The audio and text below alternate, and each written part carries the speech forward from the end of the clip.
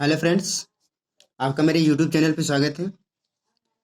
So friends, today we are going to discuss about differentiation. तो दोस्तों, आज हम अवकलज के बारे में डिस्कस करेंगे।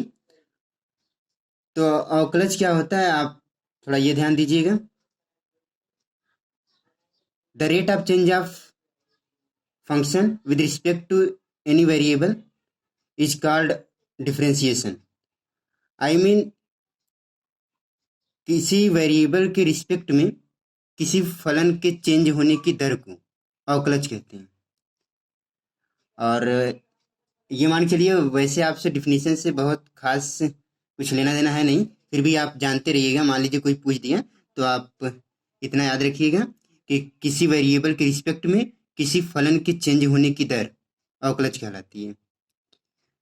तो आज हम इस वीडियो में फ्रेंड्स केवल आपको फार्मूला हम दिखाएंगे फार्मूला लिखेंगे। आप वीडियो को पॉज करके फार्मूला लिखते जाइएगा और अच्छे से उसे याद कर लीजिएगा। If you want to solve all question from this topic, so please learn this formula, otherwise you can't do this. So please learn this formula. तो आइए स्टार्ट करते हैं। ये देखिए, हम आपको फार्मूला का मतलब समझाते रहेंगे, आप थोड़ा ध्यान से देखिएगा। तो फ्रेंड याद रखिएगा, अवकलज को हम डी बाई डी एक्स से रिप्रेजेंट करते हैं। मतलब किसी फंक्शन का मान लेते हैं, फंक्शन वाई है, तो वो हो जाता है d y by d x. इसका मतलब ये हुआ कि यक्स के रिस्पेक्ट में वाई का अवकलन यहाँ पे जो रहेगा उसके रिस्पेक्ट में कहते हैं, और यहाँ पे जो रहेगा उसका अवकलन होता है। तो आप इसे पढ़ेंगे, यक्स के रिस्पेक्ट में वाई का अवकलन। इस चीज को हम वाई डैश से भी रिप्रेजेंट करते हैं। मतलब अगर कहीं वाई डैश लिखा है तो आप समझ जाएंगे कि वाई का यक्स के रिस्पेक्ट में अवकलन हुआ है, और यहाँ एक डैश है, इसका मतलब एक बार अवकलन हुआ है। अभी आगे आप जैसे ये बेसिक चीज़ हम बता रहे हैं, जैसे आगे आप बढ़ेंगे इस चैप्टर में तो आपको डबल डैश ट्रिपल डैश जैसे मिलेगा, तो इसका मतलब डबल डिफरेंशिएशन हुआ है, मतलब डबल बार हुआ है अवकलन, और ट्रिपल बार हुआ है, इस टाइप से होगा। तो आइए हम देखते हैं, इसका मतलब आप समझ गए होंगे। तो आइए फार्मूला ये देखिए, कह रहा है कि यक्स का यक्स के रिस्पेक्ट में जब भी किसी फंक्शन का उसी फंक्शन के रिस्पेक्ट में, मतलब अगर फंक्शन आपका यक्स, देखिए यहाँ पे फंक्शन यक्स है, और इसी के रिस्पेक्ट में अगर अवकलन करना हो तो उसका मान ऑलवेज वन होता है, मतलब हमेशा वन होता है, याद रखिएगा। अब यह दूसरा formula D by d x, ये सी है। सी का मतलब कोई कांस्टेंट है। कांस्टेंट मतलब यहाँ 1 2 3 कोई गिनती रहेगी, उसका अवकलन हमेशा जीरो होता है। किसी भी अचर का अवकलन हमेशा जीरो होता है, वो चाहे जिसके रिस्पेक्ट में करना हो, याद रखिएगा इसे। तीसरा है डी बाई डी एक्स। एक का बताइए, एक भी देखिए कांस्टेंट है, तो इसका हमेशा क्या होगा, जीरो होगा। ऐसे D by d x x के पावर एन, ये है आपका, समझ जाइए यही मेन फार्मूला है फर्स्ट चैप्टर से रिलेटेड।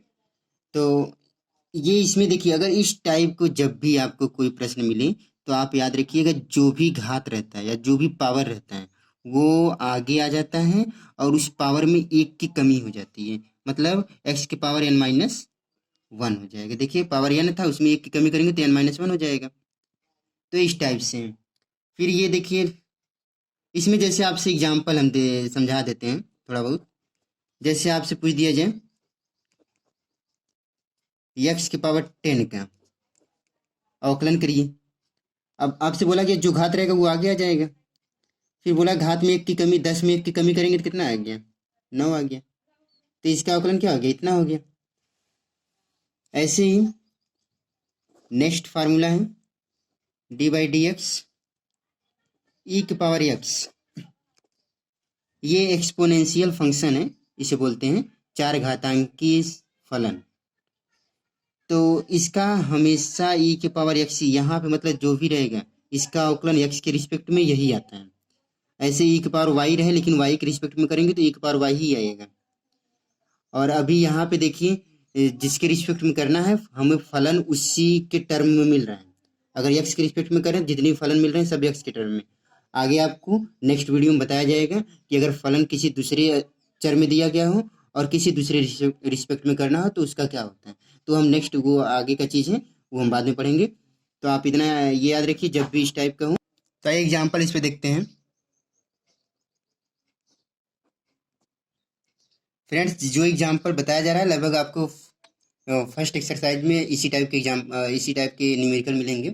थोड़ा बहुत डिफिकल्ट होगा तो वो अभी हम अगला वीडियो आपको केवल क्वेश्चन का बनाएंगे तो आप देख लीजिएगा, समझ लीजिएगा थोड़ा वहाँ से। तो ये अगर मान लीजिए आपसे कह दिया जाए e⁻⁶x इसका आकलन करना है तो याद रखिएगा अभी तो आप फार्मूला पढ़े e⁻x का मतलब केवल यहाँ x है लेकिन यहाँ पे 6x आ गया।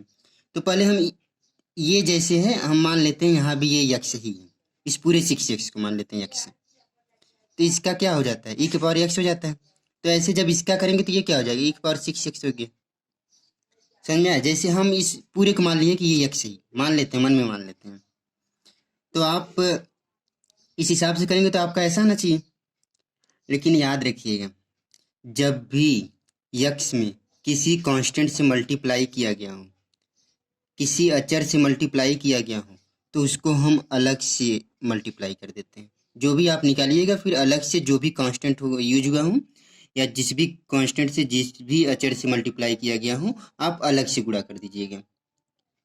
तो अब ये क्या हो गया 6e⁻⁶x।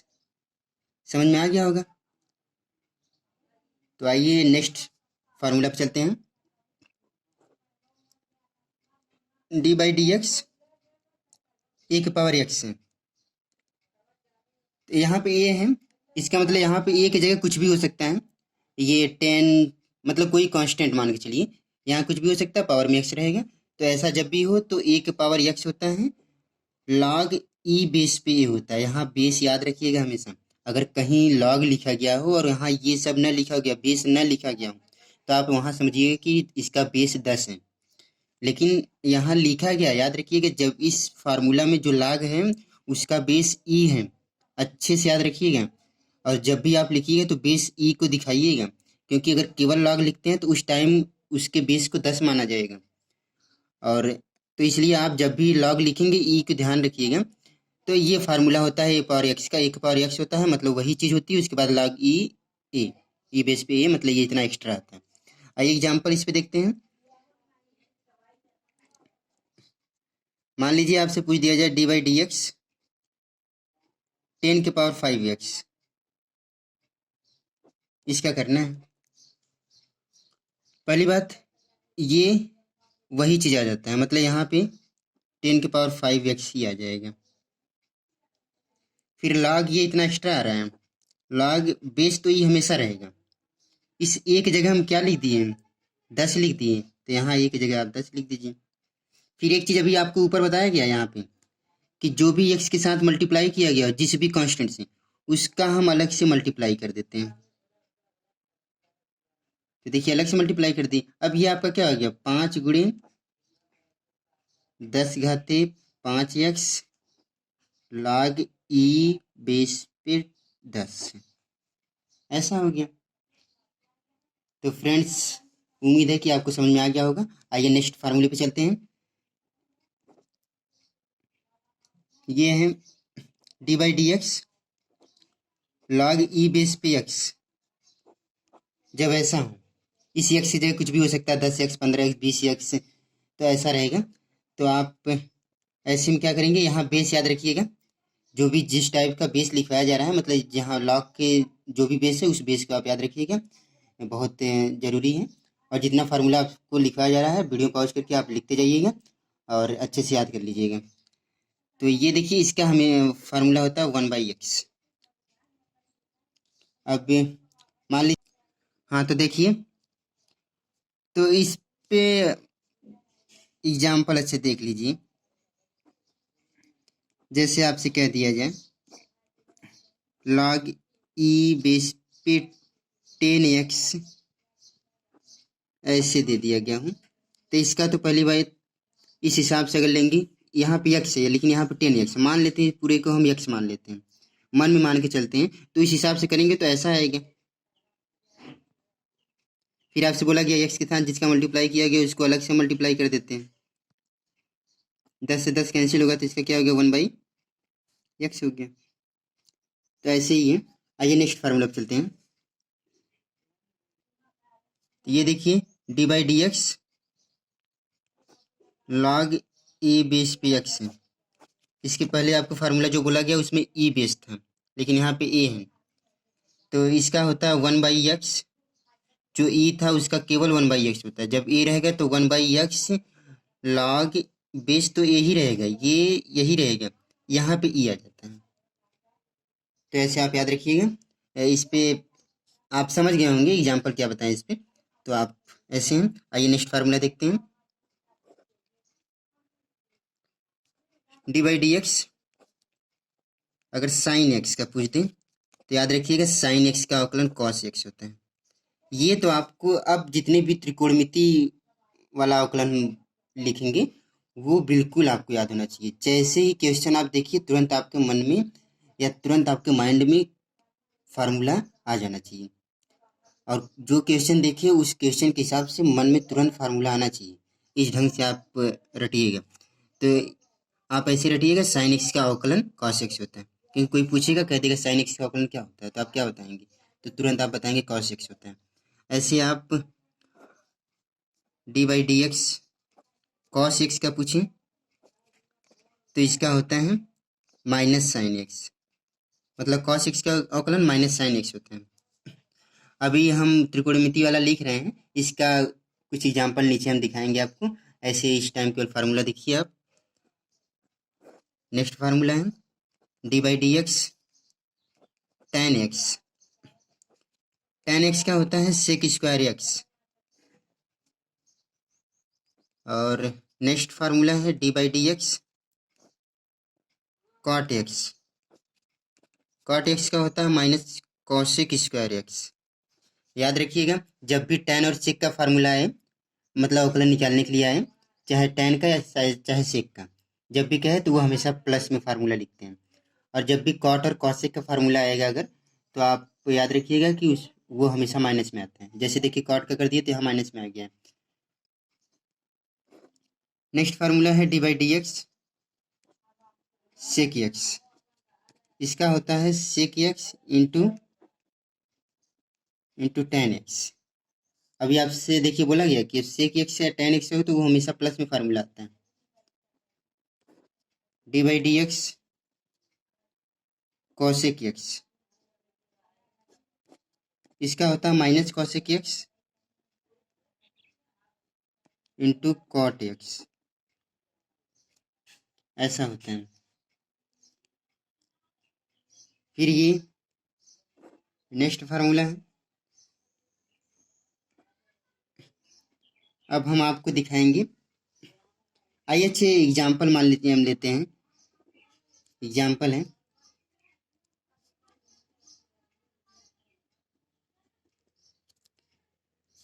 मान लीजिए आपसे साइन 4x का पूछ दिया जाए तो आप क्या बताएंगे। अभी साइन x का क्या बताया गया कॉस x, यहाँ x की जगह क्या है 4x है तो 4x लिख दिए।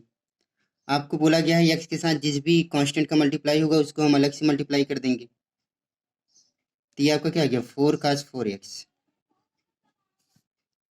ऐसे मान लीजिए अगर पूछ दिया जाए cot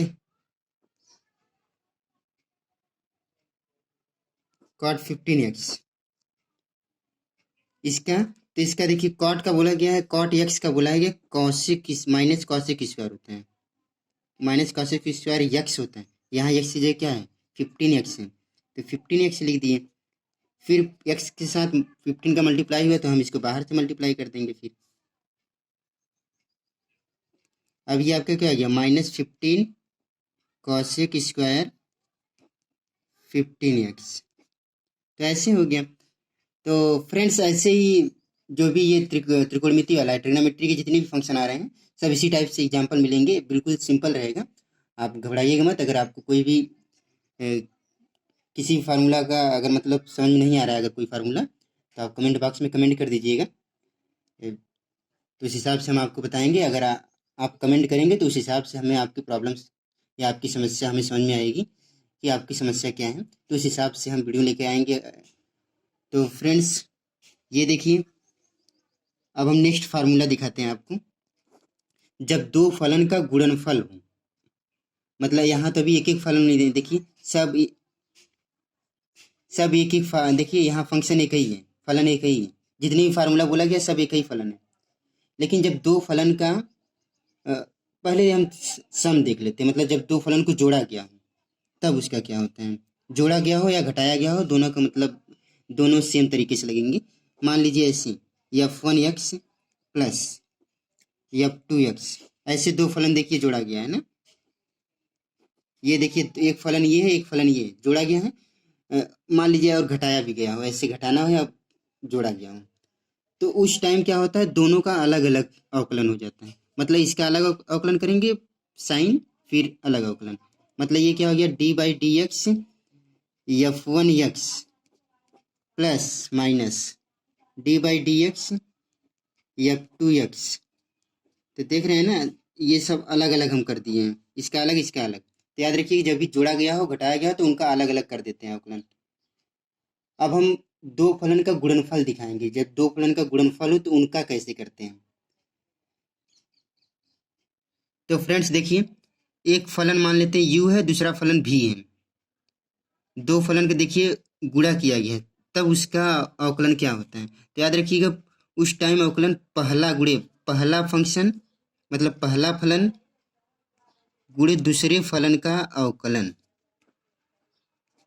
प्लस दूसरा फलन गुणे पहले का अवकलन। ऐसे याद रखिएगा, जब दो फलन का मल्टीप्लाई किया गया हो तो उस टाइम फर्स्ट इंटू सेकेंड का differentiation plus second into first का डिफ्रेंसिएशन, इस टाइप से आप याद रखिएगा ना। अब फार्मूला तो आप ऐसे लिखेंगे, थोड़ा मन में आप अपने ट्रिक से याद रखिएगा, जो भी ट्रिक आप जैसे आपको याद हो जाए। और आइए नेक्स्ट फार्मूला देखते हैं। जब दो फलन का भाग किया गया हो, उनको जब डिवाइड किया गया हो तब कैसे करते हैं। d/dx